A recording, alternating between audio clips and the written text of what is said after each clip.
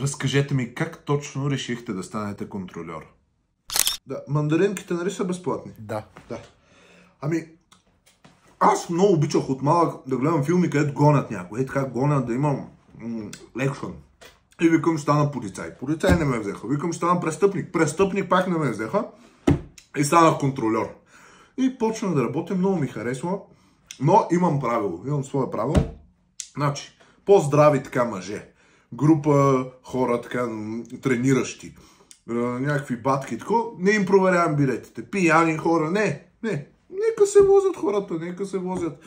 Но, ако вие някоя жена така по-притеснителна, бабичка или ученици до 6, до 5-6 клас, майко мила, влизам, хоп, давай билети, почвам да проверявам.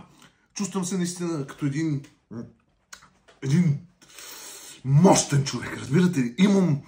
В живота си може да нямам нищо, може да нямам семейство, може да не ме уважават хората, но когато отида и вляза в този автобус, аз знам, че аз решавам кой ще се вози. Аз! Не някой друг, аз! И това ме успокоява.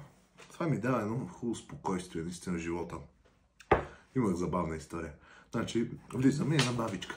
И така трепери милата, вика, аз само за една спирчица отивам до поликлиниката. Викам, баба, аз решавам дали ще отидеш до поликлиниката или не. Аз! И тя се притесни, сварих я от спирката, разбира се, няма никъде да отива, защото аз не съм разрешил.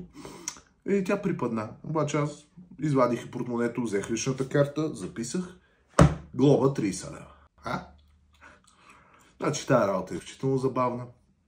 Обичам дори в свободното си време да отивам и да проверявам. Така че аз сега ще тръгвам. Днеска ми е почивен ден, но имам си всичко, което трябва. Отивам и почвам